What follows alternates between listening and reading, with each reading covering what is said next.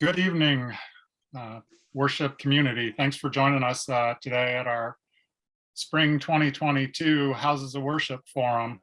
I am Pete Wingert. I'm your Chief of Police.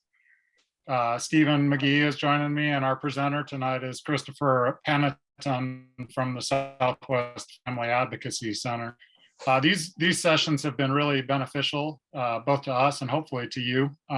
We can discuss the interests that you have as the worship community, and we can exchange information, not only law enforcement to worship community, but also among worship community. So this is kind of an open forum for you to build relationships with other worship community members and other worship facilities, so that you can, if you're seeing something at your place, it's likely that they're seeing it as well. And to share that information is really beneficial.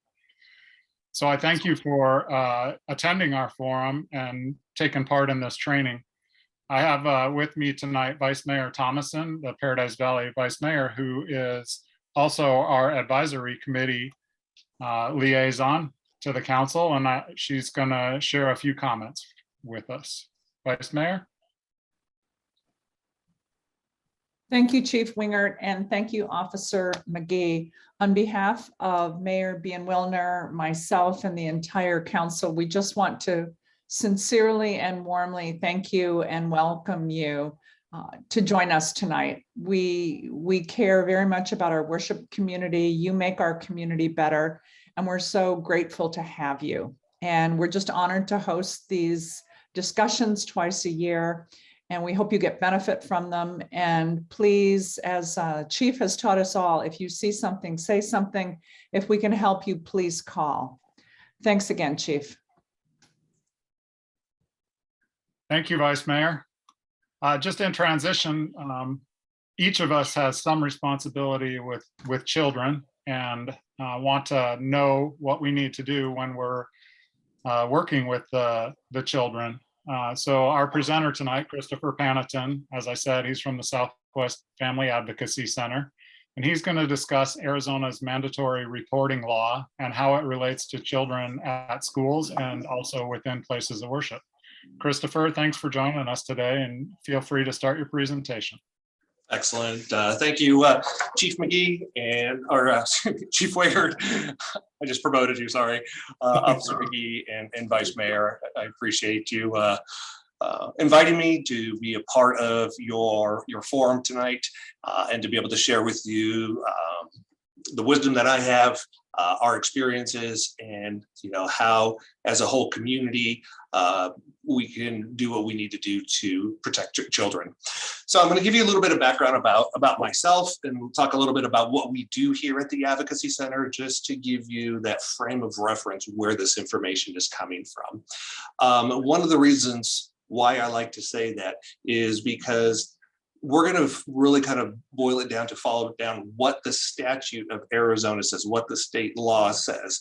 So it's not a, Paradise Valley, take on this. It's not a Southwest Family opinion on this, or Chris, his viewpoint on this. Here's just what statute is, and here's what the law is. So regardless if it's this church or this synagogue or this temple or this congregation or worship place, the statute is a statute across the board.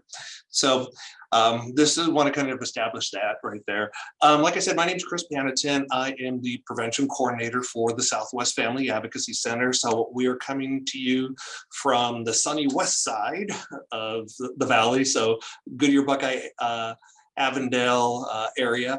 So what we do as a family advocacy center is we work collaboratively with our partnering agencies, with the cities of Goodyear, Buckeye, Avondale, and the Maricopa County Sheriff's Office as a multidisciplinary team. And all of their special victims detectives actually are housed in our building. And we use that collaborated effort to share resources, to share information, to help build cases and investigate cases. So under one roof, we do all of the forensic interviews. We do all of the forensic medicals, we do the victim advocacy, and each agency participates in this investigation, you know, like, so for example, Avondale, they're going to investigate their cases, and Buckeye's going to investigate their cases, and Goodyear's going to investigate their cases, but they do it all under one roof using our forensic interview centers, our dedicated forensic interview. So it just kind of shares the resources across the board. And the whole purpose of this is develop that multidisciplinary team where we have that collaboration between our cities, and we're sharing resources, and we're sharing investigative ideas and investigative tactics and things like that. Obviously, each of the jurisdictions has their own policies and procedures, but we all follow the Maricopa County protocol for investigating child crimes. So my role in this whole piece is on the civilian side. I am the prevention coordinator. I'm the one that I'll talk with detectives. I'll look at cases and see where trends are taking place, and then start building prevention programs and going out and teaching them. All the prevention programs, all the classes that we do are geared towards adults, because it is our responsibility as adults to protect our children. So one of the resources that I do want to offer to you as your faith-based communities, as your city, everybody that's in this video, is please take advantage of our classes. I can come out, we can do Zoom classes like this. If you are, you like this mandatory reporter training, and you're like, man, I really would like to do this with our teen leaders, or our child, our children's ministry or whatnot. Can we do this specifically for them? Absolutely, yes, you can. And I'll share my information with you, and everything is 100% free. So not only do we do that, but we do classes on internet safety, healthy relationships, how do we work with people with trauma, just all the avenues of the different types of crimes that we see come through our advocacy center. Those are the type of classes that we create. So as you can see, kind of like our emblem in the middle, but all of our partners and all of our agencies all around, we do partner with DCS, Department of Child Safety, our victim advocacy, the Attorney General's office, Honor Health. They do all of our medical forensics, and we have a medical forensics suite on site. So not only do we do the investigations for special victims of children, but also of adult cases. And so I'm just going to kind of give you just kind of a little virtual tour through this.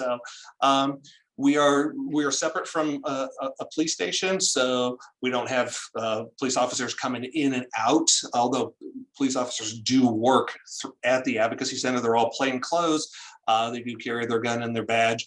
But we always try to, our whole focus of an advocacy center is to maintain a sense of reducing the trauma.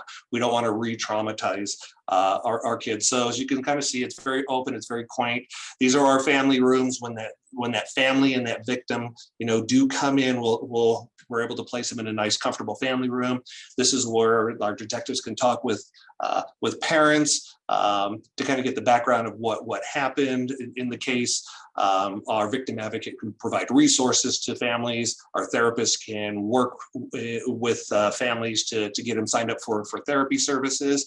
And yes, all our therapy services that we do provide are at no charge, because they're covered under VOCA, our VOCA grant. This is a picture of one of our interview rooms. And we always like to show this because oftentimes when we think of a child being interviewed by a law enforcement officer or a detective, we might get that envision of that picture in our mind of, that drab room with the light and the metal table, and how intimidating and scary it might be for that child. Well, this is what our children's interview room looks like, because it's a soft room, because we're interviewing victims and not suspects. We don't do any kind of suspect interviews here. Those are all done at the PD. So this is another picture of our teen room. Like I was saying, we do provide therapy. So all of our therapy is covered under VOCA, and we do EMDR modality of therapy, which helps victims, process that trauma, and the residual rate of, or the recovery rate is a lot higher. And then we have a wonderful playroom. And when our detectives and victim advocates and therapists are talking with the parents or those non-offending guardians, we'll take the children and we'll put the children in this playroom and watch them, just for that child to come in just to be a child and just relax and kind of have fun before they go and they talk with our dedicated forensic interviewer. So all of these services are wraparound service to help that family as they're going through this process. And then this is our large training room.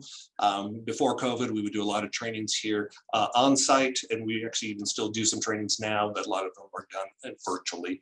So this kind of gives you just a little bit of example where this information is coming from, the cases that we investigate. Throughout the whole valley, if you're familiar with Child Help has been in Central Phoenix for many, many, many years. We do the same thing as Child Help, but we're on the west side. There is Scottsdale has one, Salt River, Pima, Mesa, Glendale. They all have advocacy centers. Chief, I don't know. I mean, do you guys utilize like Scottsdale, or do you guys utilize anything as an advocacy center? Not to put you on the spot on that, but We use Phoenix. We have a partnership with Phoenix. okay, gotcha. Yeah. So your detectives are very familiar with that. So excellent. Thank you, sir. All right, so let's kind of jump right into a little bit of statistics before we kind of get in the meat and potatoes of this. The reason why I like to share this, because it kind of establishes that baseline of just looking at just the rate of this crime that's out there. Throughout this whole role of mandatory reporting, we're going to talk about all different types of crimes that are committed against children, physical abuse, sexual abuse, neglect, emotional abuse. But one of the ones that I tend to talk about a little bit more, for the simple reason it is because it is it's uncomfortable, and it's probably our most prevalent cases that we investigate here, and that's the crimes of sexual abuse. Statistically, 1 in 10 kids will be sexually abused before their 18th birthday. So if you're thinking about your children's ministry, if you're thinking about the children in your congregation, or you think about maybe as a parent, you know, the kids in my child's school, if you think about 1 in 10, wow. I mean, that's a lot. But oftentimes when I start talking about child sexual abuse, that's why I have this picture up, because people feel uncomfortable. Oftentimes they don't ask me anymore. It's like, hey, Chris, how's your job doing? Because I'll talk about these type of things. I've ruined enough Christmases with my family, so I don't talk about work anymore during Christmas. But it's important that we get to a point where we need to be able to have these intentional conversations. And that's our role as parents, as community members, because we do know that it happens. Sometimes we have that point of shame, that point of fear, the point of, we don't want to hurt anybody. But when we look at this statistic, 1 in 10, one of the other trainings that I do is called Trauma and ACEs. If you're familiar with ACEs, Adverse Childhood Experiences. And through that whole process, they talk about kids that impact or that experience trauma, how it impacts them throughout life, mentally, emotionally, physically, psychologically, spiritually, financially, how the ripple effect of that is so huge. And oftentimes that when that child does disclose, it's the child, the child is really reluctant, because sometimes that family just doesn't want to address it or deal with it. Because one of the statistics that we'll see with this is, and I'm going to kind of skip this, is that 90% of the time, sexual abuse is done by somebody the child knows, loves, and trusts. So there's that grooming behavior. There's that friendship behavior. There's all those steps that happen ahead of time to blur those boundaries. And not only are those boundaries blurred with that child, but oftentimes those boundaries are blurred with that parent or that caregiver, because people don't want to think, oh, it's grandpa. No, he wouldn't do anything like that. Or it's like, I've known this, he's been my best friend for 30 years. He would never do anything like that. And so oftentimes we don't know how to wrap our minds around it. So unfortunately, because I've seen it firsthand, sometimes we tend to sacrifice that child to save the adult, because, well, what if we're wrong? What if the parent didn't do anything? What if this person didn't do anything? But that's the law enforcement's job to investigate it. It's not our job to determine that. Our job is to report it. So it's so important that when that child is at that point of disclosure, that we are following the procedures, we're following the protocol. Because looking at the kind of like that bottom box, 73% of kids that do disclose oftentimes don't do it for at least a year because of that shame, because of the fear. And I'll be honest with you, I'm a person of faith on this, but sometimes in our faith communities, we put that shame on that point of sex.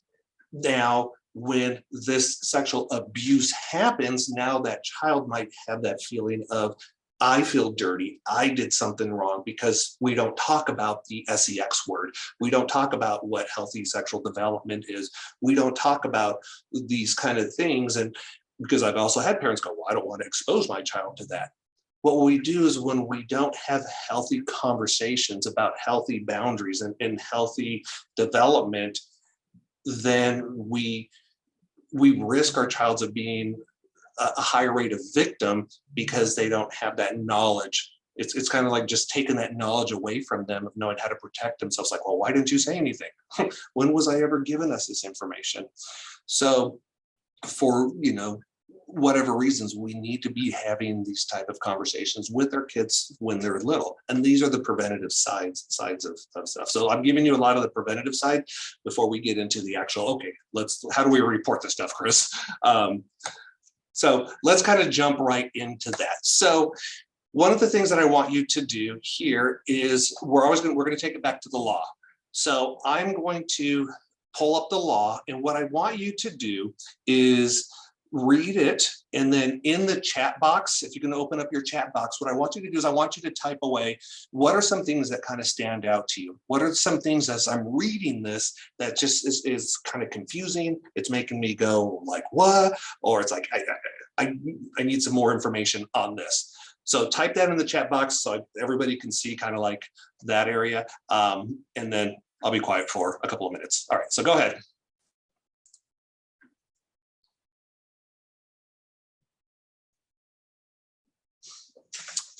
Any other? I have Victoria put something in. Okay.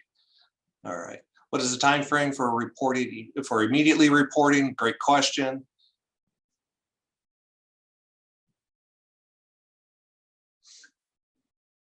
Shall immediately report? What's the difference? What different ways can it be reported? Okay. All right, we got a couple of good ones coming in. So to kind of move things along, let's kind of dive into this. So yes, absolutely. When we're looking at this law, some of the things that kind of come across is there's a lot of information in this, because we always want to take it back. Here's what the law is, and here's what we need to be able to follow. But sometimes it's hard to wrap our brains around this. For this certain reason, and being a former educator, I love this part, is it's one giant run-on sentence. I mean, there's any person, and then blah, blah, blah, blah, blah, and then there's one period. And it's like, wow. And they just put a whole bunch of stuff in there. So as an everyday citizen, as a person that's responsible for kids, I'm supposed to interpret and understand this. And so this is why it can be kind of confusing. So what we're going to do is we're going to kind of really break this down to this. So let's take a look at this. So a couple of the things that you probably put up there is, yeah, what is that? What's that reasonable beliefs? I think Victoria, you wrote that. And then we have, like Stephen, you talked about with that immediacy. And then, what are some of the exceptions of a report? Like, what is it that we're reporting? What is that reportable offense? There's a lot of gray area in this. And oftentimes that gray area is what makes us uncomfortable because we're unsure. And that's the point of this training, to hopefully bring you in, to empower you to have that confidence of understanding where, like, okay, I'm comfortable with this gray area because the gray area is there to protect you. We need that reasonable belief, where law enforcement needs that probable cause, which is a smaller threshold, which means they have to be more accurate and more specific, versus when it comes to, like, at the court levels, that beyond a reasonable doubt, where it's like, I am beyond, like, I have no doubt in my mind. So we've gone from something that's a reasonable belief to beyond a reasonable doubt. So there's a spectrum in that. We are on that reasonable belief side, and that's there to protect us. So let's look at this. All right, so the law starts about any person, and right there, that's where it's at. It's any person who is a mandatory reporter based on one of two criteria. One, what is your profession, your professional relationship with that child? Are you a teacher? Are you a coach? Are you, you know, a pastor or a leader? Or are you a Boy Scout troop, a Girl Scout troop, a dance instructor? Like your interaction with that child has to do with some kind of profession. The other part of it is, what is my relationship with that child like on that personal side, meaning like, are you a parent? Are you a guardian? Do you have custody of that child? And that's the criteria right there that makes here in Arizona that mandatory reporter. For example, like in Colorado, it doesn't have two sets of criteria. It just says everybody's a mandatory reporter regardless of your relationship. And here in Arizona, it's based on your profession or based on your relationship with that child makes you that mandatory reporter. But there is also that ethical piece that if I don't fall into any of those two categories, what's the right thing to do? So when we have that mandatory reporter in the law, it's broken down into a couple of categories. So the first category probably, well, actually, it impacts two people on this training right now. Or actually, all of you guys, actually, now that I'm thinking about it, because I am doing this with faith-based, I'm sorry. But our category one, these are mandatory, you are mandatory reporters all the time, 24/7, 365 days a year. You are not off the clock. These are mandatory, and these are your peace officers, sworn law enforcement, you know, either at the police level, the city level, the sheriff, the county level, the DPS at the state level, DEA or whatever. Any sworn officer is a mandatory reporter 24/7, 365 days for any child. Also in statute, any leader in the faith base, priests, pastors, bishops, elders, practitioners, you are mandatory reporters all the time, not for kids for your congregation, not for kids that are in your groups, but for all children all the time. And that's where it is in statute. Technically right there, we are constantly on duty. We're constantly mandatory reporters. So if somebody tells us something, then that triggers us to be that mandatory reporter. And we can't pawn it off on somebody else, and we're going to get to that in another moment. So that is one category.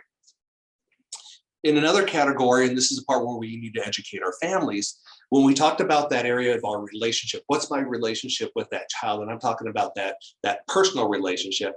Am I a parent, a step parent, a guardian? Do I have reasonable care and custody of that child? So me as a father, I have 3 children, and I'm a mandatory reporter for my 3 children. If I had temporary custody of another child and that child disclosed something to me that there's abuse going on, then I'm that mandatory reporter for that child. So that's another category. Parents, grandparents, anybody that has the care and custody of that child, they are mandatory reporters all the time for their children. Where that piece is important with that is because oftentimes we run across cases where, as a parent, I might know that my significant other, my spouse, the other parent might be abusing the child. And I'm afraid to say anything because I'm afraid that I'm going to be, hurt or violence is going to go against me, or maybe I don't have legal status here. So if I say something and they get arrested, then I'm going to be deported. Or, there's a lot of variables out there of why people don't say anything. But what law enforcement will do, and I've seen it here, and they have no problem doing that, if one parent is failing to protect that child because another parent is abusing, is abusing that child, then they could file charges on both parents. And so it's super important that our role is to protect children. And again, sometimes we don't want to say anything because I don't want to ruin the family. I don't want to turn against the family. I don't want to say anything against the family. So I don't want to, start anything. But it's always about protecting that child. The last category is when we talk about our professions. And this is that point where it talks about some of the time, all the children. Well, remember in category 1, I was talking about law enforcement and faith-based is all the time for all the children. They're never off the clock. In category 3, there are certain professions where when I'm wearing that profession level hat and I'm in that professional role, I'm a mandatory reporter at that time. And then outside of that role, technically, I'm not a mandatory reporter. But I always kind of question that, because even if I'm outside of my professional role and a child discloses to me, or I have reasonable belief that something's going on, the ethical right thing to do is to make that report. And that's a huge piece that we need to make sure that we're doing that. So that kind of breaks it down into the laws of the different categories of reporting.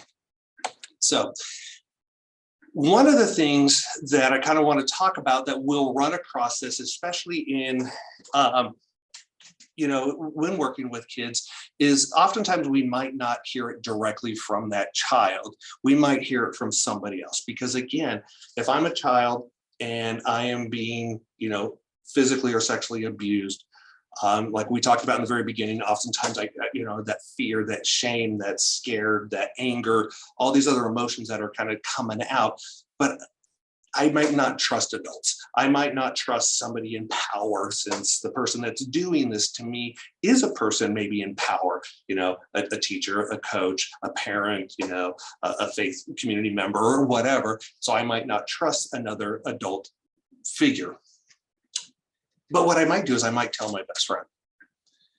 And my best friend might tell you or tell somebody.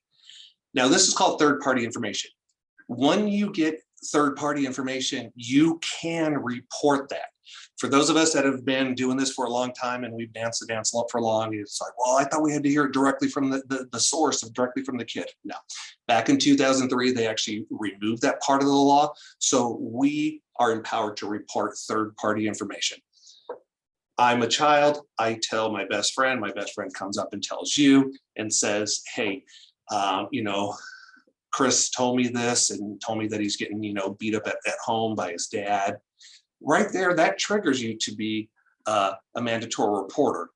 Now, one of the things that you won't do is you won't then go say, hey, thanks, Stephen, for telling me this, and go find Chris and go, hey, Chris, Stephen told me something interesting, because I'm going to be like, dude, Stephen's a total liar. I have no idea what you're talking about. And then I'm going to be now mad at Stephen, and our friendship is going to go, be no longer, because like, dude, I told you that. Why'd you tell Pastor Bob? And so you're going to make that report. But right now in your brain, you're probably thinking like, well, how do I make a report when I don't have all the information?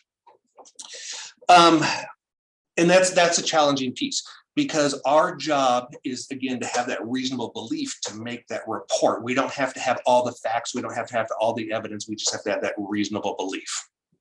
Okay, let me give you another scenario. And this is actually a true story. And this actually happened to me about 5 years ago, actually at church. So I'm walking through church, through the lobby, and there was a parishioner that was talking with one of the pastors.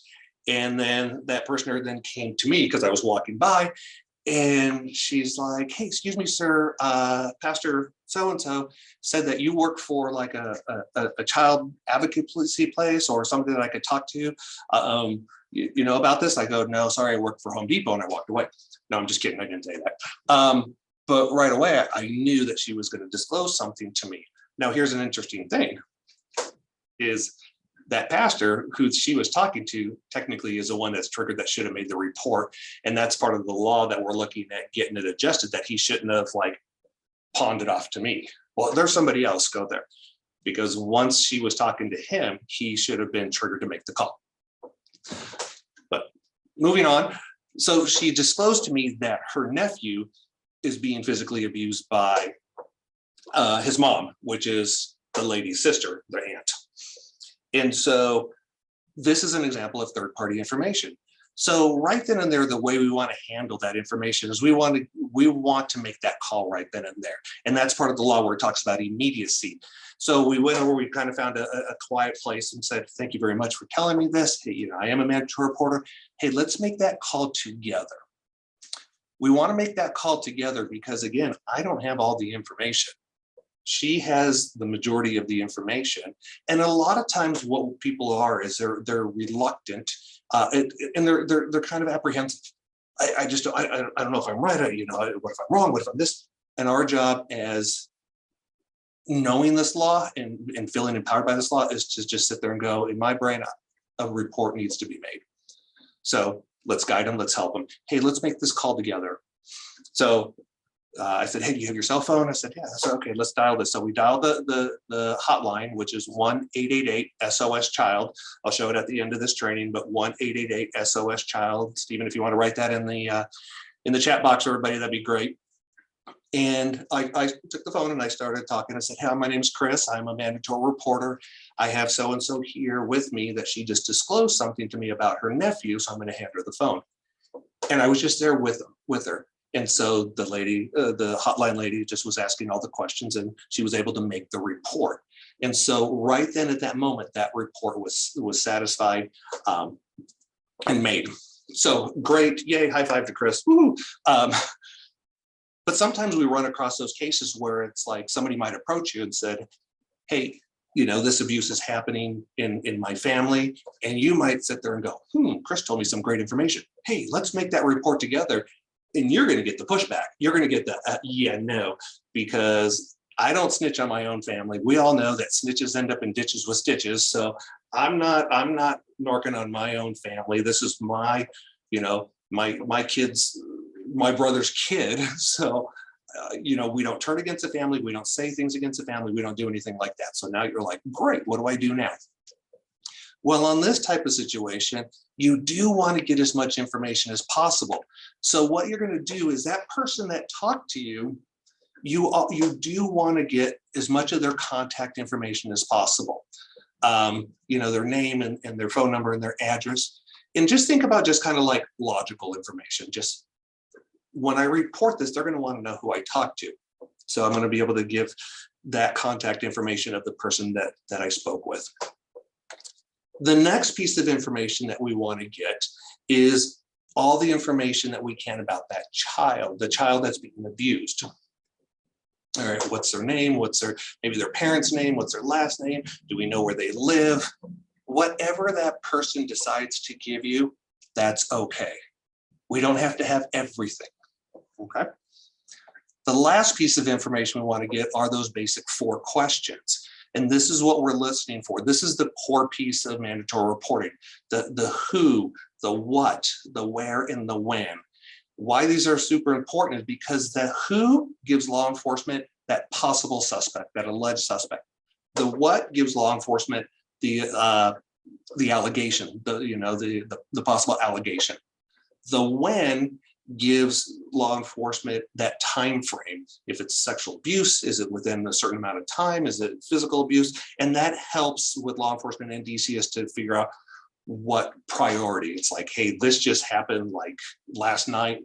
They're going to bump that up to a priority 1 and try to get somebody out. Oh, you're disclosing something that happened. It was abuse that happened, you know, about 3 weeks ago. Okay, absolutely, that's important. But that when factor. And then the where is not where on your body, but the where is aware of a location, the jurisdiction. Where the crime happened is the law enforcement agency that will be the one investigating it. But if you don't have that information, that's okay. That's okay. Law enforcement agencies will work together and transfer cases. But if I know that dad is the one that, you know, was hitting the child, and I know dad lives here in Paradise Valley, but when I asked the child, hey, where did this take place at? You know, where were you when this happened? And he was like, well, we were at grandpa's house. Okay, where does grandpa live? Over there. Okay, that's all right. But if you find out grandpa lives in Tempe, that's where the crime took place. So actually Tempe PD will be the ones that will investigate that. So I know it's a lot of information right there. But this is just the pieces that we're just trying to gather, rather than the who, the what, the where, and the when. Now, remember, this is maybe somebody that just told us information and they don't want to be part of the report. So we're trying to document all this information. Well, sometimes we might get caught in a situation where, you know, somebody just kind of approaches us and wants to disclose something. And I'm like, I got, where's pencil and paper? Well, we always carry these devices around. So best thing to do, open up a text to yourself, open up a memo, open up an email to yourself, and just type away, document as much information as you have, because it just helps you document that information, because sometimes we're caught off guard. I'm walking through the middle of church, through the lobby. I'm not expecting to get approached by this ant.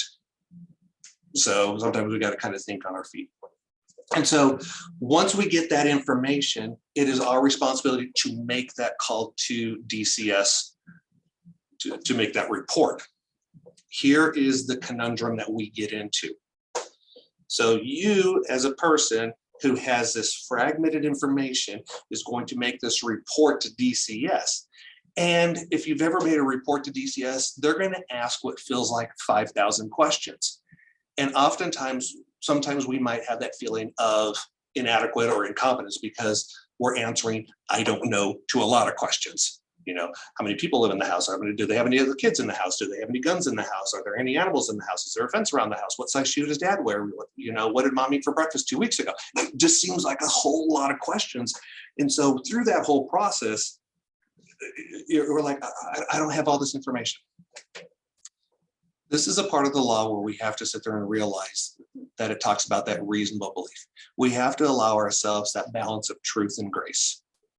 I'm given this information and this is what I have. Now, once we give that information, we have done our due diligence to cause a report or make a report. That's our job. Our job is just to report it. I'm giving information to somebody so they can do the right job with it. Sometimes we might run across a case where that hotline worker will be like, okay, thank you very much. We're going to just take it as information. We're not going to do anything with it. And you're like, oh my God, why? Then why did I bother even doing this? Well, the first thing is it's not about me. It's not about sufficing my feelings that I spend all this effort of giving it the information. You're not going to do anything about it. And this is what's wrong with the system. And the system's broken because they're not doing anything to help these kids. Okay. DCS, law enforcement, they have their criteria. They have a set criteria of things they need to follow. And so they need to make sure that they're documenting. Just because they might not move on it right away, it doesn't mean that it's not documented, because we don't know. That might be the third or fourth or the second or the first call that was made on little Javier. They're not going to tell us that, but we don't know that. Our job is just to report. Okay. All right, questions so far? I know it's a lot of information. It's like drinking through a fire hose. Questions so far? Chief Officer McGee, anything else? Feel free. Do you want to add into any of these kind of things? Feel free to chime in if there's anything else.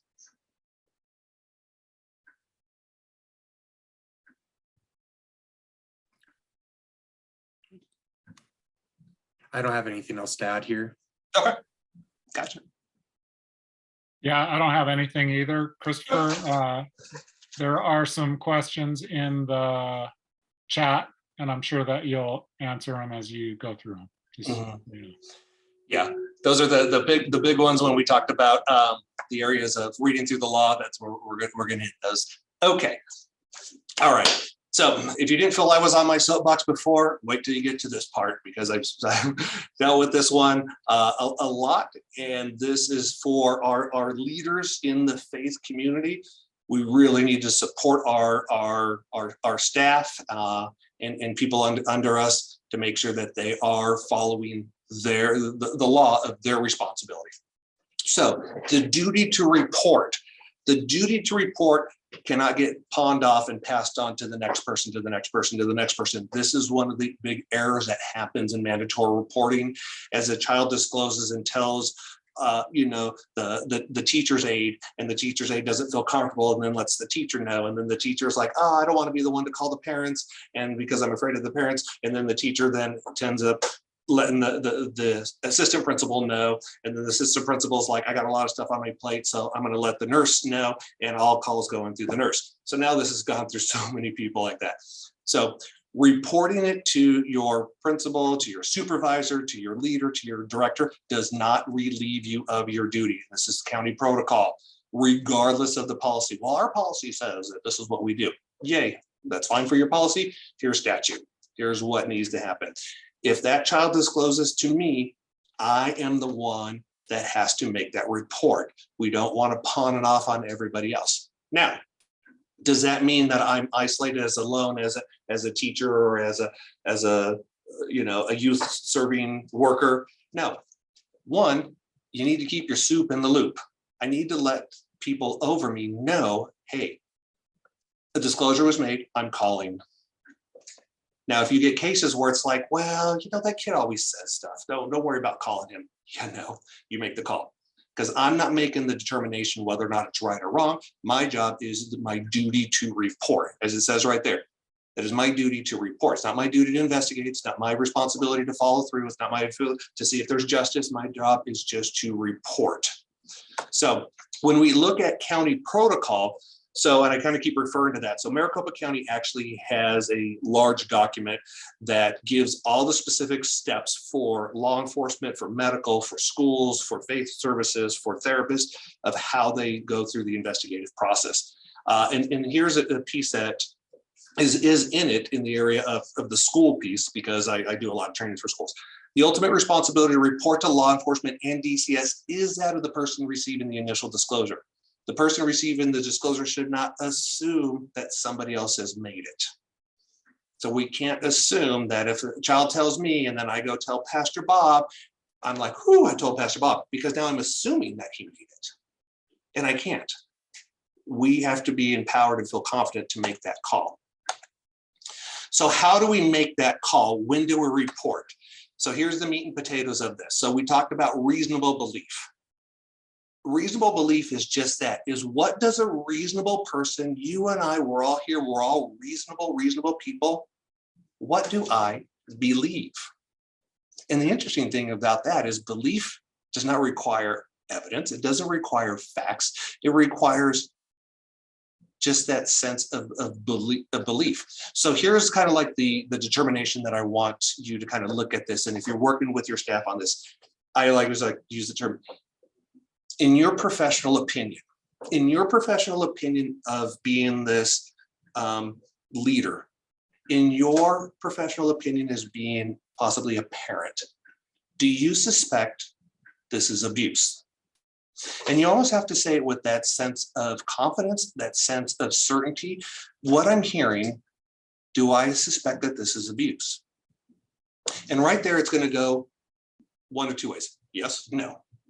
If there's any doubt, if there's anything in there that's like, I don't know, then it's a yes.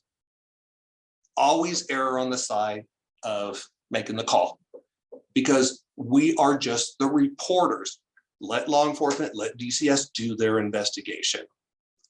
We have to sit there and hear what the child is saying and go, is this abuse? Okay. And we have to make that reasonable determination. So it's like, a child might come in with like a scratch, not even a cut, but a scratch, but just kind of like, where it's kind of like looks a little white, where the little ashy on the skin, and be like, hey, what happened? It's like, oh, my dad scratched me. Oh my gosh, is this abuse?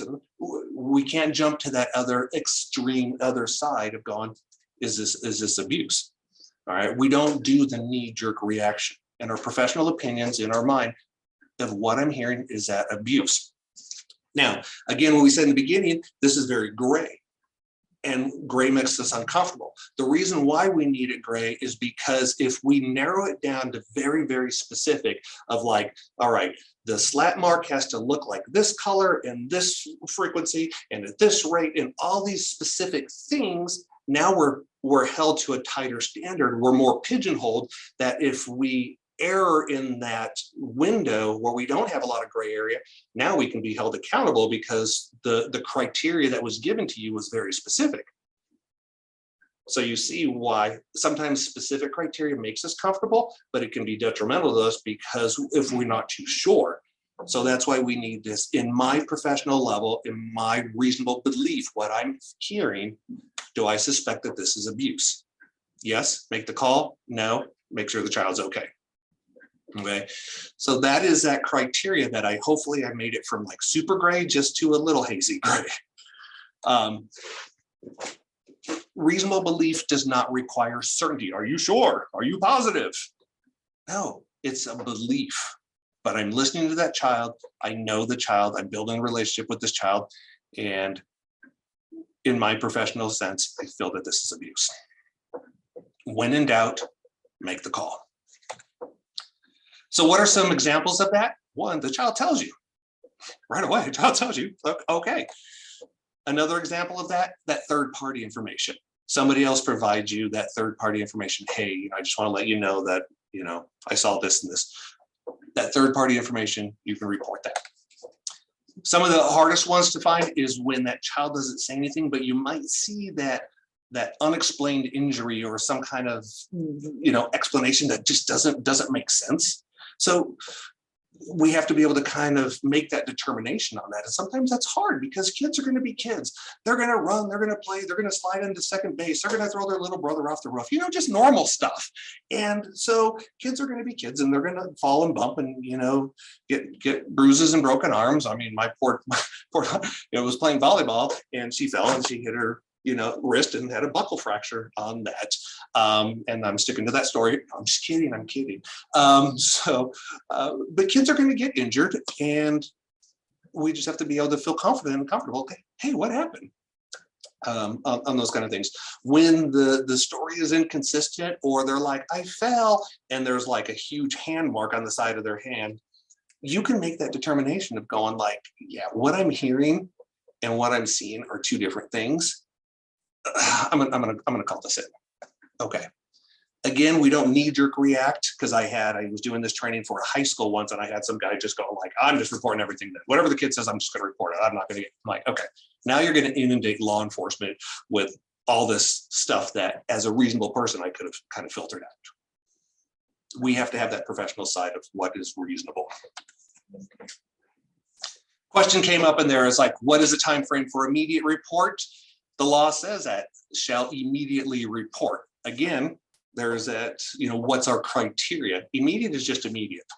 If I sit there and say, hey, immediate is within 12 hours, somebody can sit there and go, whew, I got 9 hours to not do anything.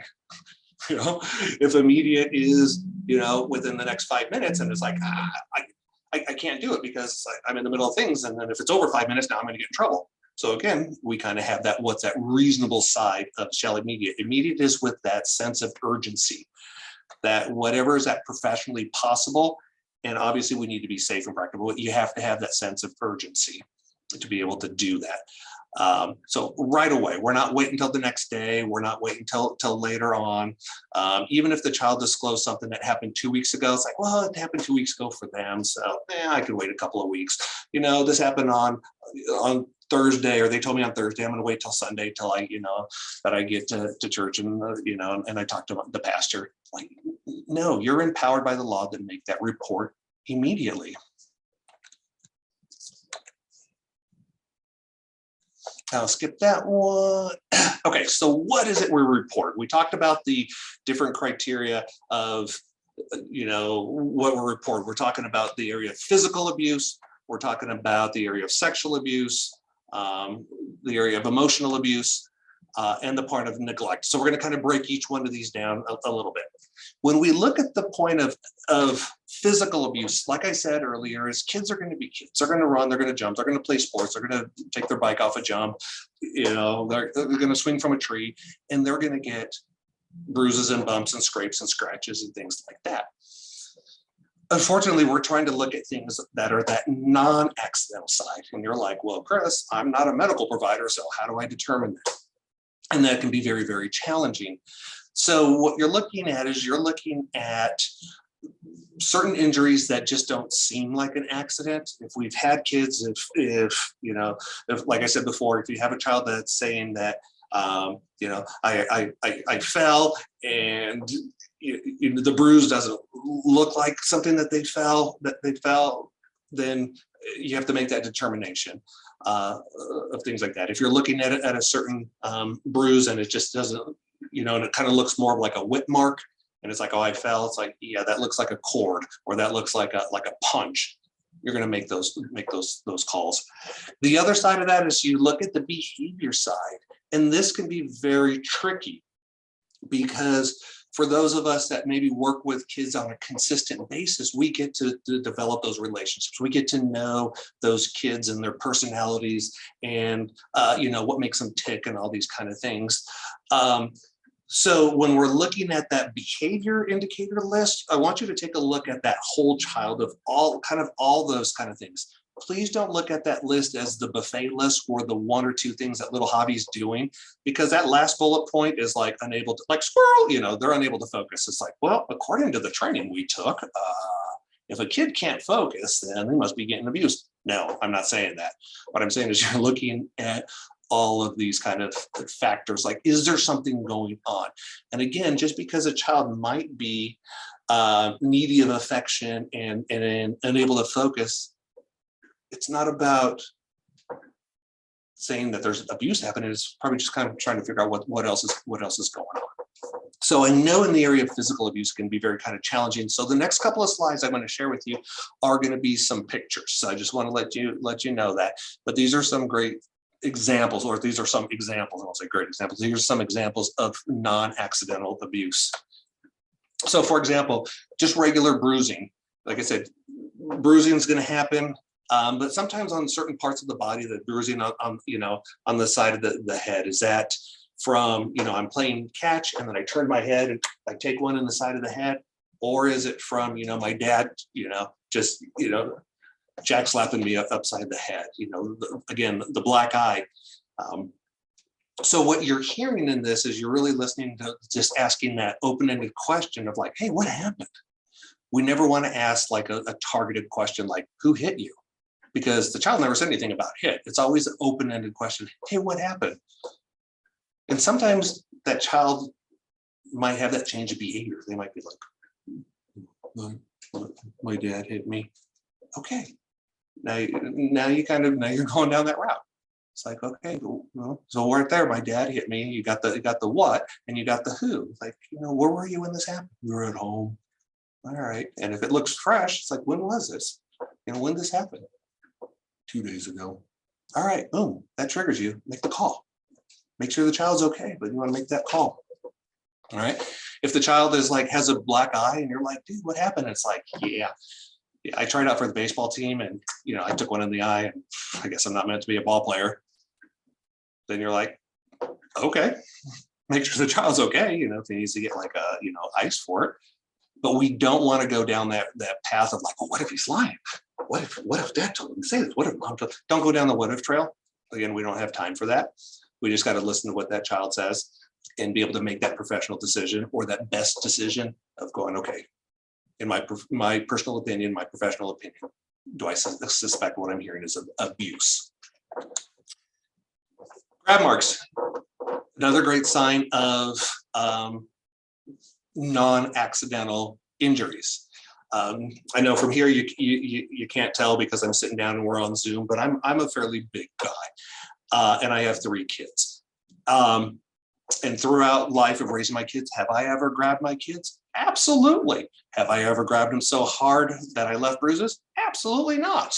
Because it's about that sense of control and understanding your strength on that. So if you're seeing marks like that, that could be a sign of that non-accidental injury. It's like, what happened that somebody or something grabbed that child to make those bruises on that child? And that's why that, again, that open-ended question, what happened, is really good. I'll give you a real quick story. So we investigated, one of our agencies investigated a case where a child was wearing kind of like a tank top at school, probably 7-year-old, and had bruises like this. And the teacher asked, what happened? It's like, well, my mommy grabbed me and she was pulling me and yelling at me. Right there, the teacher made the call, heard that information, made the call, rightly so. High five, teacher, did the correct thing. You made the call because in that reasonable belief, what the child said, whether or not you're not weighing what the child said. What the child said triggered to make the call. Talked to law enforcement, came in, they talked to mom, they interviewed the child, and they heard the stories on this, and come to find out that, yeah, mom and child are like walking down McDowell, because down here on our side, walking down McDowell. Child decides to dart out in traffic to get something in the street. Mom freaks out, reaches out, runs out, grabs child, pulls the child back, screams at the child on that.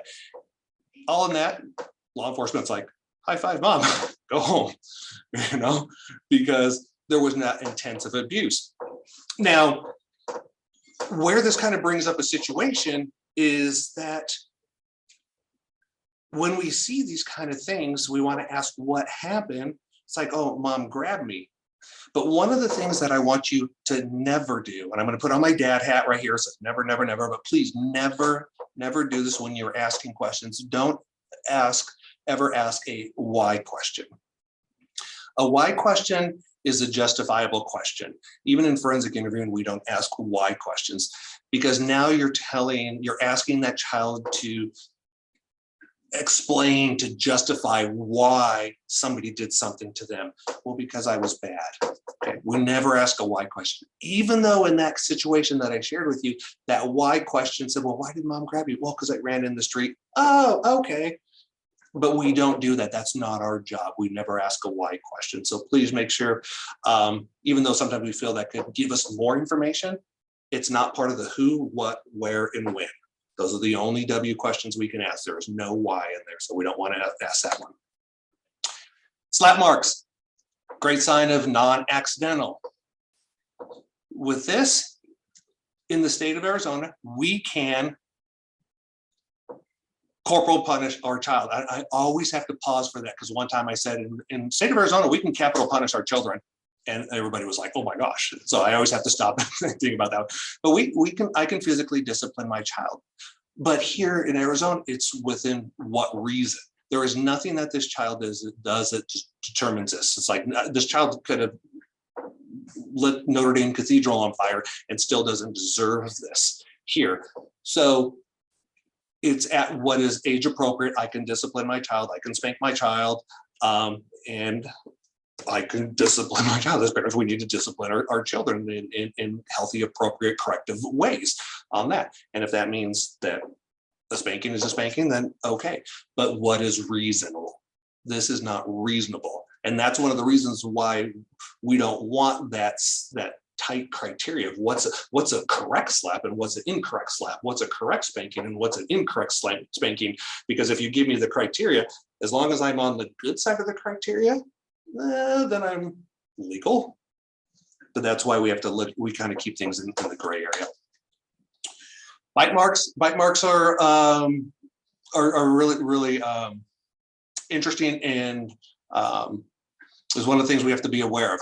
In the area of bite marks, that question in here is the who. Now, if that who answer is somebody who is older than that child, significantly older, it's like, so, what happened? Because we don't want to assume what happened. My daddy bit me. All right, that's a red flag. Is why is an adult biting the child? Is it possible signs of sexual abuse because of their oral fixation? All right, so these are right here, non-accidental sign. Now, if a child has, bites like that, like, who bit you? My little brother. All right, that's a different story. That's like, hey, mom, little brother bit Sally and things like that. So there's a difference right there. Burns, again, burns are very, very horrific, very heinous. And so we, again, asking what happened. When we look at this right here, again, it's like, well, what happened? Well, I accidentally, my dad had his cigar, and I accidentally, walked into it, and it accidentally burned me.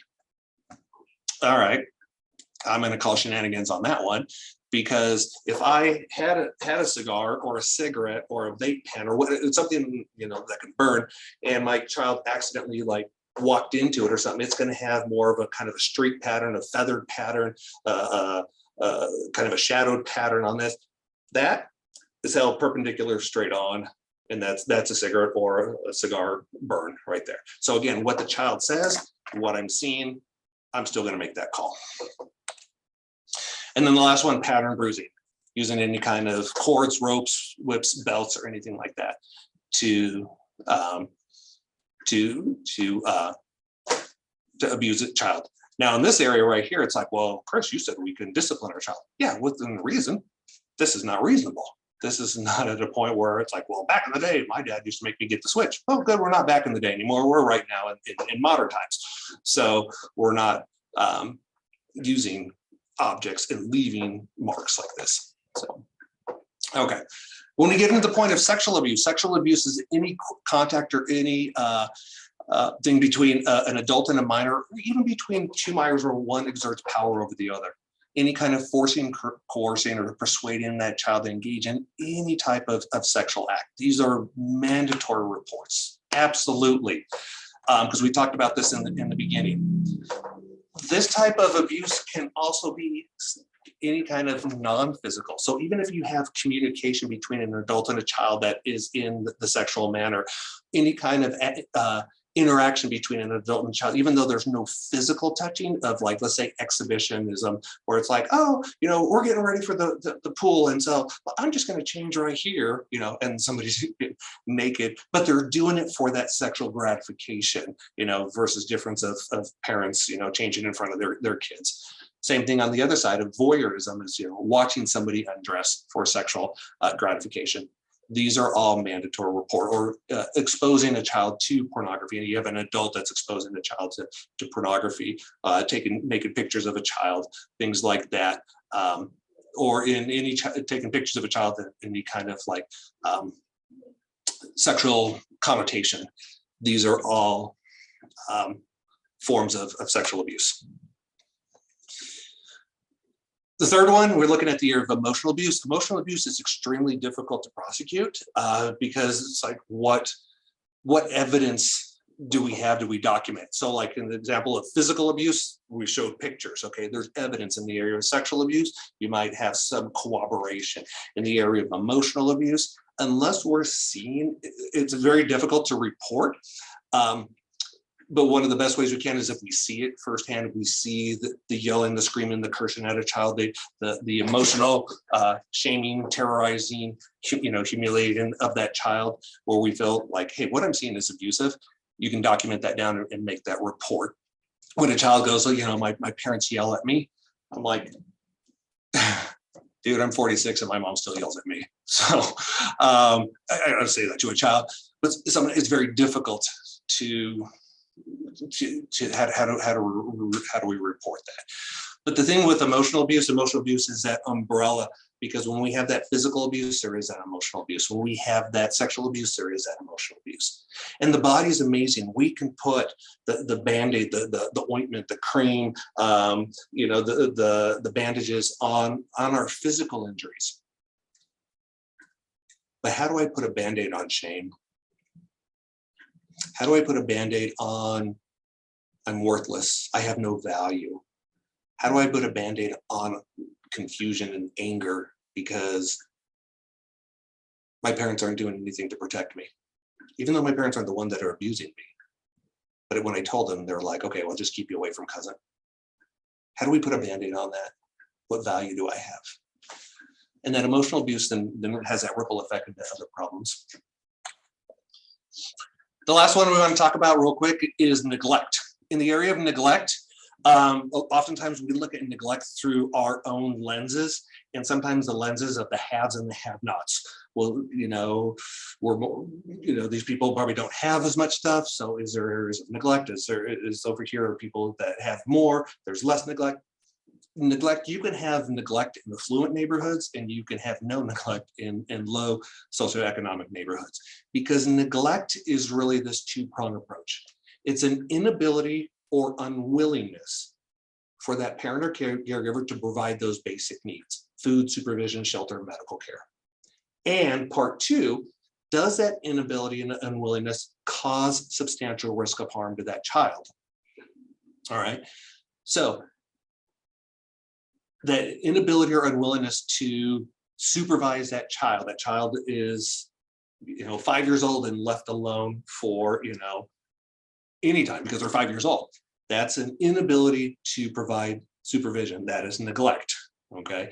That child is 12 years old and left home alone for a couple of hours. Okay. That's not neglect because that child is at that age appropriate. Now that child that's 12 years old is left at home like for 3 days.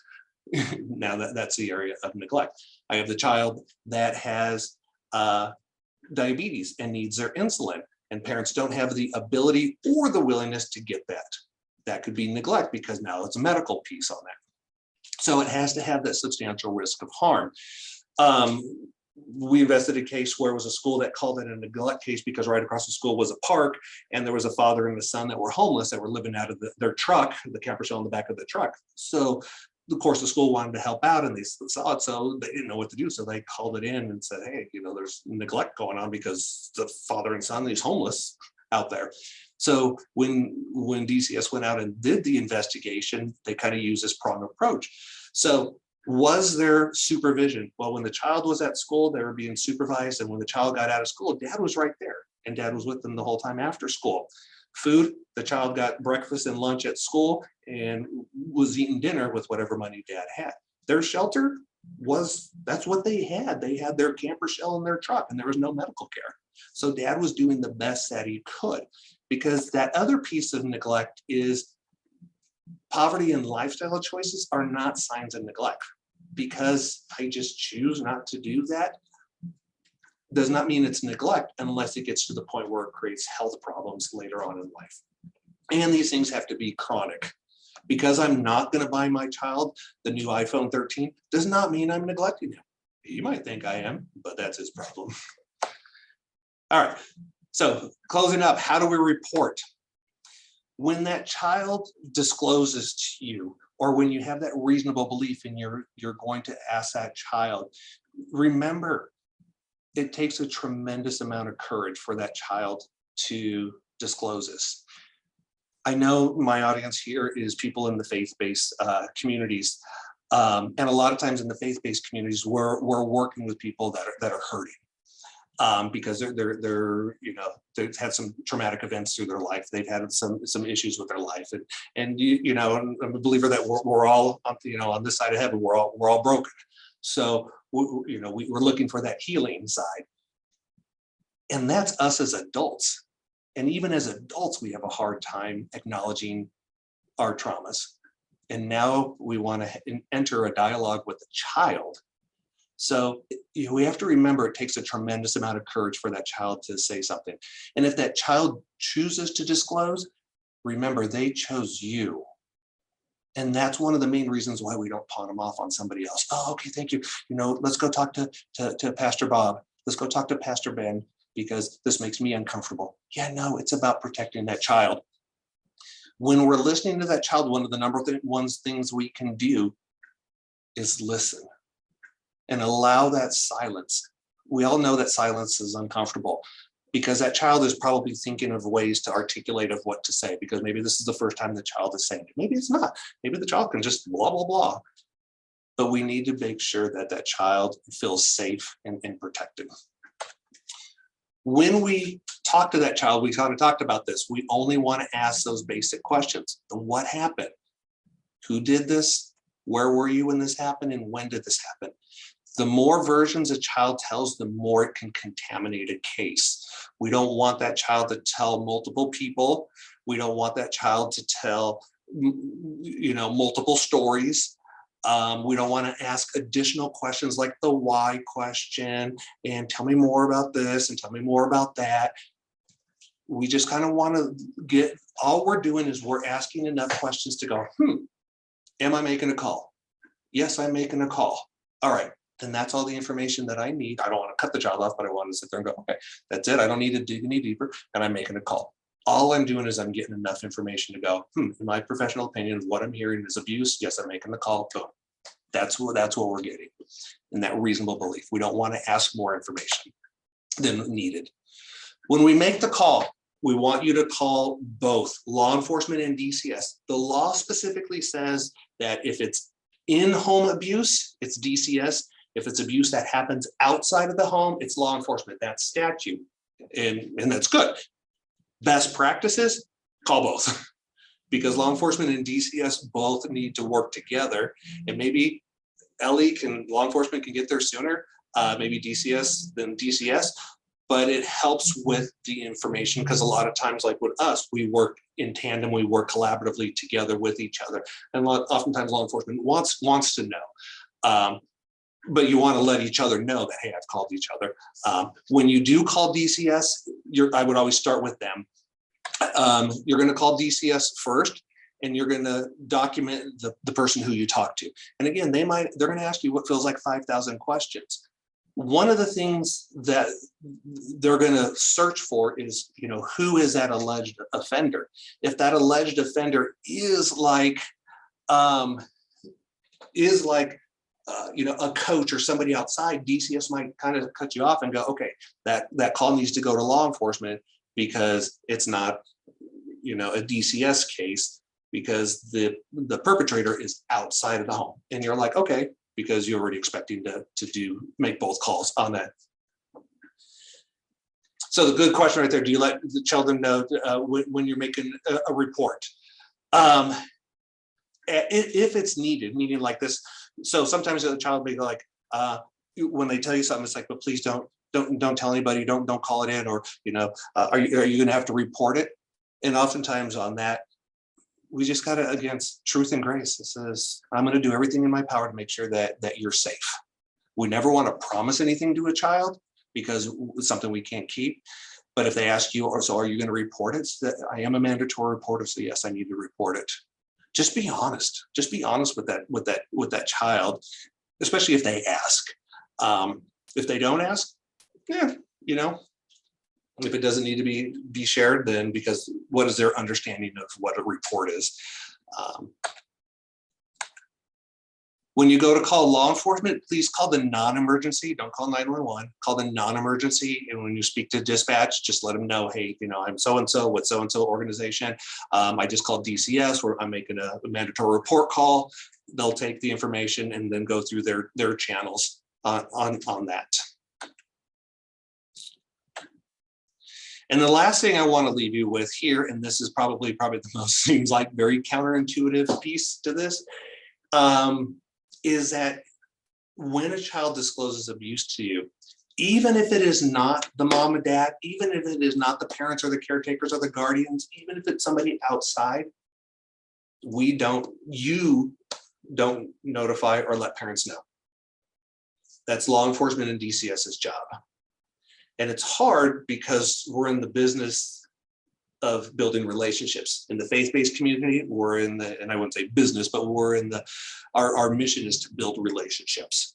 When I was in education, our focus is building relationships.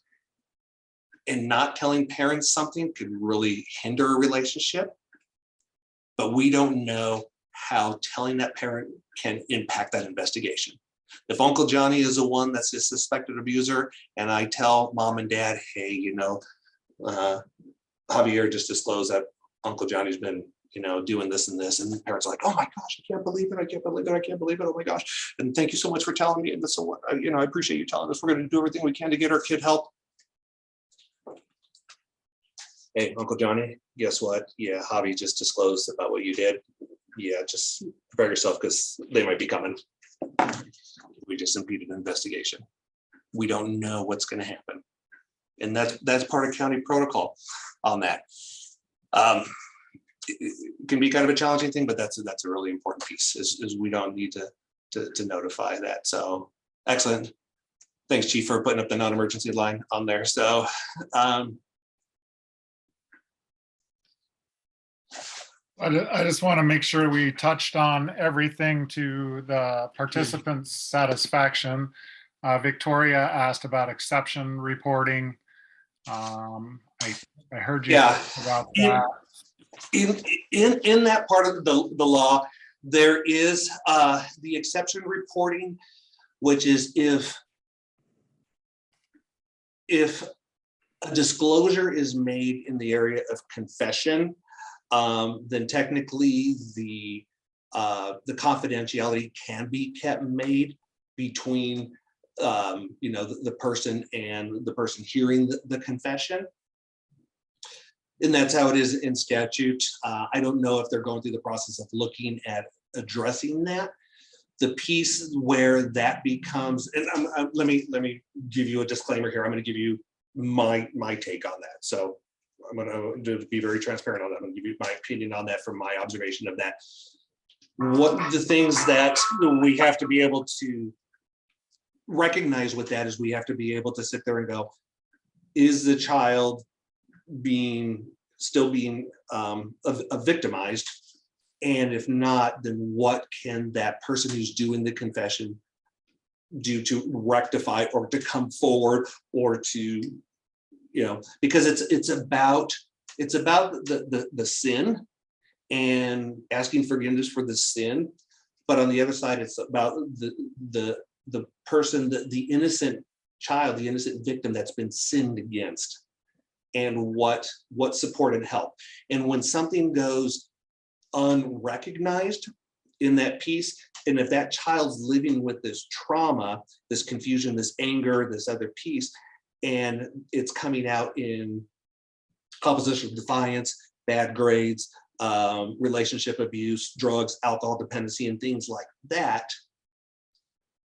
because nobody ever addressed what happened, then that's a key feature. So we have to look at both sides of that. And again, I'm giving you 100% my opinion on that.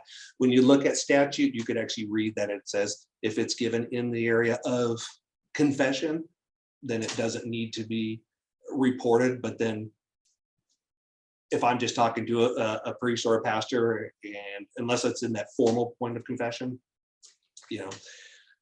the double-edged sword of that is, and does that go where faith-based organizations look like they're covering it up, or they're hiding it, or we're keeping it internal, and things like that? I don't know. Those are some of the things to take a look at. I know that some faith-based organizations, and I think Jehovah's Witness has a 2-person rule where they need two witness rule, where if there's an accusation that they pull from scripture that they need 2 people to bear witness against that person.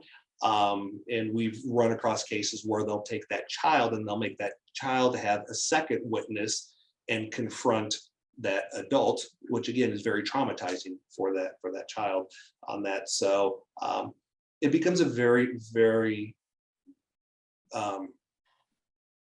gray area, and a very delicate area when we start looking at that. And you're hearing this from a person of strong faith and strong belief. And it's about protecting children, 100% about protecting children, because children are innocent. So I did hear you talk about reasonableness and the criteria on that. So also heard you talk about time frame for what immediately means. A couple different questions on that. So I think those are covered now. I heard you touch on letting a child know you are making a report, and your statement was, I'm a mandatory reporter.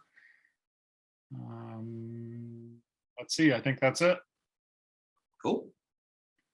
Any other questions that we can answer? You can certainly throw them in the chat box. And any other issues that the faith-based community would like to discuss. I don't know, Stephen, can you see if they raise their hand? Can you see their hands? Yeah, I could see it. If you guys raise your hand, we can answer those questions, or if you want to type them in, either one will work. And then while we're waiting to see if they have anything else, Stephen, you have some ideas, resources that you want to share with them before we split? Yep, I do. I have 3 things to mention today. The first is there was a recent attack with a synagogue in Texas, and I did have a local faith-based organization reach out to see if there is any other safety resources that could help with preparedness with the faith-based community related to terrorists or just perpetrators of hate crime. and there is the FBI agent office here. It's the FBI Phoenix field office. They are hosting a outreach event. It's a webinar next week on Wednesday, February 9th from 10 a.m. to 11:30 a.m. And so I will send out registration for that webinar if anybody would like to attend. But they're going to be there as a resource to be able to provide additional information to help. The next resource that I want to talk about was our trespass enforcement request form. And just as a reminder for people, the program itself is a form that gets signed by somebody who has authority to trespass on your property. So during after hours, when there's nobody on your property, and officers are doing what are called closed patrols, they're just going through your parking lot, making sure that everything's okay, everything's secure, that if there are people who maybe shouldn't be on the property, we have the ability to give them a warning and trespass them. And a lot of times at night, we aren't able to get a hold of anybody who has that authority, and we can't really, we have difficulty doing that warning. And so this trespass enforcement allows us to give a warning so that person then leaves your property. You can always remove those trespass warnings. But if that person comes back within the year, they can be arrested for trespassing. And so it's just a means to help protect your properties when people shouldn't be there. And again, you can always lift those trespasses. You get notified if we trespass somebody on your property. But we do have that trespass enforcement request form, and they do have to be filled out every year to keep it valid. So just wanted to remind everybody about that. And then the last thing that I wanted to touch on was worship site assessments. And this is something for your place of worship. We did end up, we have a community partner who can assist with doing these virtually. And that virtual assessment can then be used to apply for grants. And so the grant period is going to be, I believe, opened or closing around April. So you'd have to have that assessment done by then. And basically it's to prevent different types of crimes that happen on your property. And you can utilize these grants that you get awarded to enhance target hardening on your properties. And so recently we did have a couple cases of stolen catalytic converters. In some of those incidences, vehicles were left overnight.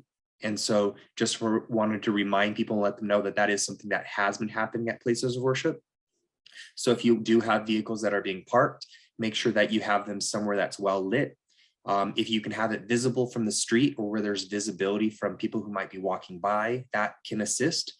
And if you do have cameras on your property, parking within that view can be helpful as well. So that way, if something does happen, we have more evidence to show who might have done that crime. So just want to also, the last thing on that topic is just reminding everybody, all of your staff, take our non-emergency phone number, remind people if they see anything suspicious to give us a call. So I will send a recap of those resources to everybody, as well as a link to this. But I just wanted to go over those little topics, and then if there's any other questions, we can answer those. We do have a new question in the chat box. We have many volunteers who work with our kids and our youth. Is there a document that outlines the questions to ask minors and then lays out the step for making the report? What information the reporter should write down? Excellent. So what I can do is, Officer McGee, I will send you the workbook that goes along with this. So I do apologize I didn't send that, and that actually has a lot of information in it that gives kind of like the step-by-step guidelines for this training. Also, that's why I put up on the screen, if you could still see it. There's my personal contact or my work contact, cpaniton@avondale.org, our website. And then my office number is directly to me. If you're like, you know what, if you do have a lot of volunteers, and you can pull a day to come in and bring them all together, and I could do a training specifically for them, absolutely. And it's 100% free for that. The other question right there is, do reporters receive immunity? Absolutely. that's one of the areas that is in the workbook, but I don't really cover a lot. So when you go to make a report, you are exempt from any criminal or civil liability for making that report if there's like no, nothing comes from it. If all of a sudden a parent comes to you and says, I can't believe you called the police or you made a CPS report, I'm gonna sue you. No, you can't, because you made it at a good faith effort, what they call. The only way that you can be held liable for a report is when you make a call out of malice. So if, for example, let's say, I don't like Officer McGee and I think he's just a bad cop. And so then I call DCS and I make a fake call saying that he's beating his kids. That's not, now I can be charged with making a false call, and that's where you can be. But if you're making it out of good faith, then you're protected from any criminal or civil liability.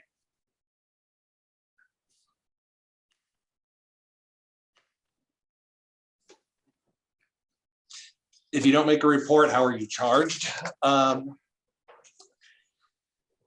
Well, on cases like that, it could just be, failure to protect, depending on, what charging routes that law enforcement wants to go, what statutes they're going to look at for that.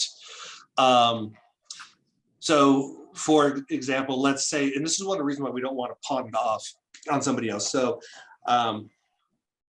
let's say, me, I'm a mandatory reporter and I'm a recognized mandatory reporter. That mom at church or that aunt at church comes in and tells me, hey, this is happening to my nephew. And I'm like, okay, hey, you know what you need to do? You need to report this. And she's like, okay, cool, thanks. And she goes home and I don't follow up on it because I'm like, well, she needs to report it, not me. Let's say, 2 weeks down the road, now there's a homicide because there's a dead kid. And law enforcement is going to start knocking on doors and going, what happened? Start, and maybe they might get to the aunt and going like, hey, do you know anything about this? Can you tell us anything about this? It's like, well, yeah, Javier told me that, that dad was beaten on him. Well, what'd you do? Well, I talked to Chris, who's a mandatory reporter, and guess law enforcement is going to come talk to me. It's like, did she tell you this? Yeah, you're a mandatory reporter. Why didn't you do anything? Well, and then, however, law enforcement wants to file those charges, if they choose to file those charges, and go that route. Just make the report. All right, Christopher, I appreciate you showing up for us tonight. I hate to end on that downer note. We are very appreciative of our places of worship coming out to learn more about the mandatory reporting. Mm-hmm. And certainly the takeaway should be just make the report. Even if you call the non-business or the non-emergency line here at the PD and start asking an officer some questions. Hey, I had somebody disclose this to me. What should I do? That's a good start, and we can give you advice from there. So the most important thing is make a report.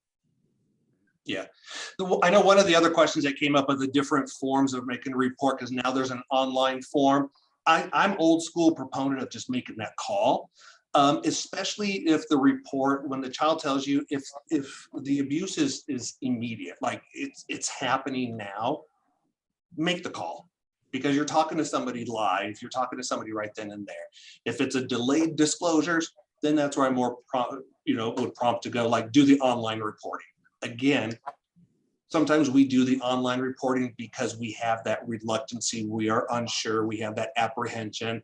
I don't want to be the one that's accusing somebody. We got to take ourselves out of it. It's about that child. It's not about me, and it's not about my comfort zone. It's about protecting that child. And this is what I tell teachers. If we're not in the business of protecting children, then we need to find another business. If we're working with kids and we're not in the business of protecting them, then probably shouldn't be working with kids. So just to be truth and grace. So very appreciative of your conversation and your instruction tonight, Christopher. We appreciate it. And just to close it, I have another presentation tomorrow morning, Coffee with a Cop tomorrow morning. We are presenting on Big Brothers and Big Sisters. So come out and join us at 7:30. There is a link on our webpage to register for that program. So hope to see you tomorrow morning. Thank you so much for joining us tonight.